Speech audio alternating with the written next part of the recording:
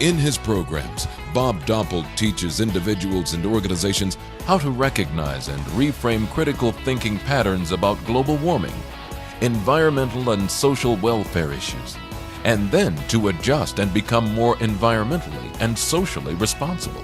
Play along with me if you will. Do you all have a pen and pencil or pen, paper or something?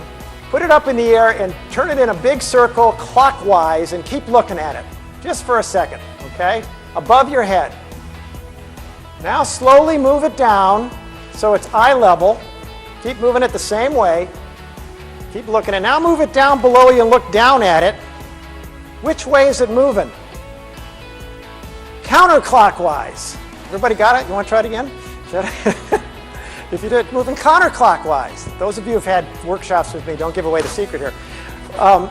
What happened? What happened? We changed our perspective. Nothing physically changed, right? The same external things were happening. All we did is change our perspective. And that's, at its core, what sustainability and climate stability is about. It's about changing our perspective. He believes we can only affect global policy changes by first making core behavioral changes in the way we think. From this point, organizational and cultural change is possible. Organizations are thinking entities, just like we humans. We all think in terms of core beliefs. We have core beliefs, that things we believe in. Those lead to sort of assumptions that we make about the world. And those assumptions lead to what you could call automatic thoughts.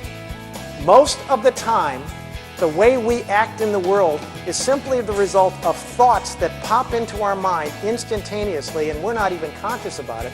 And those thoughts determine how we respond to the world. Those thoughts are actually driven by our core beliefs that are buried way down there, okay? And so you have, if you're trying to change your thinking, you have to change core beliefs, assumptions, and eventually the automatic thoughts. So you don't, oh no, I used to think that way. I'm actually going to now try to make a change. There's going to be all sorts of pressure on you to not make that change. Our society is set up in a very unsustainable way now. And so there's going to be all sorts of pressure to sort of prevent you from integrating this new sustainable thinking into your mind. So that's what Defending's about. Bob offers a theoretical framework and methodology that managers can use to successfully transform their organizations to embrace a climate protection and sustainable development plan. The first key to change, which sort of gets to this issue, is to know the stages of change that the people you're working with and the organizations you're working with are in. Each stage really can be diagnosed, and each stage is predictable. People are going to go through those stages, and you pretty much can figure out what they have to do in those stages. And what they have to do is complete a set of activities that are specific to that stage of change.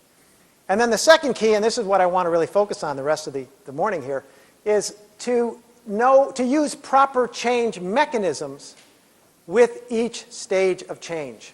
It turns out that the research is pretty unequivocal that certain mechanisms, change mechanisms, and by change mechanisms I mean activities that help people change their thinking and behavior, we're going to talk about that in a second. Certain change mechanisms are more effective with people in denial and deliberation, and not as effective when people are doing things or trying to maintain it over time. And if you use one kind of activities rather than another, you're liable to stall the change effort or actually set it back. The same thing is true on the other end. There are certain change mechanisms that are more effective when people are doing and defending. There tend to be behavioral change mechanisms. And if you try to use that when people are in denial or deliberation, they're likely not to move very far. It's as though you want people to make a change without becoming first aware of the issue. Now, I work with a lot of economists. We do a lot of economic work in my institute.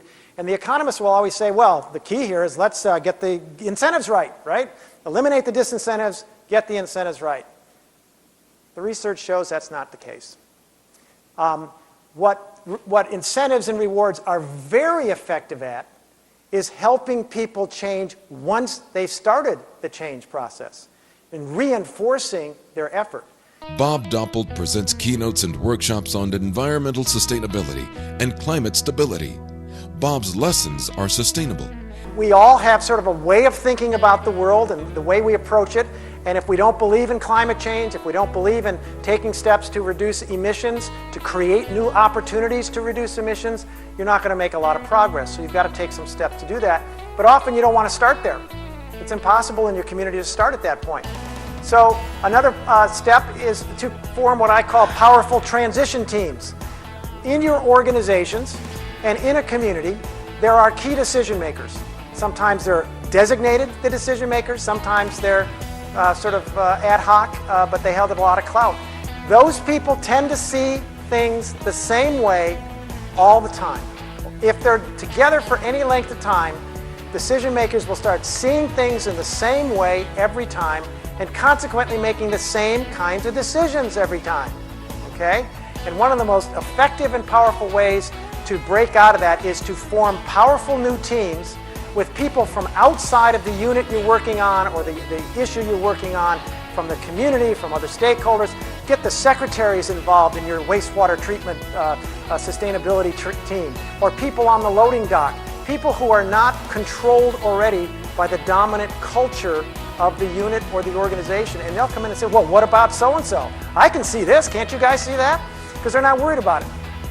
It's not about policies, but rather it's about new ways of thinking, new ways of seeing the world, of breaking down barriers between local governments, forging new partnerships and perspectives. This is how new and lasting policies are created. First, realizing this is about creating new possibilities and new options for people in your community and in your organization and around the globe.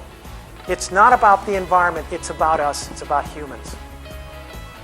And second, realize and use a change strategy that's linked with the changes of stages of change that people go through normally when they're making a major change.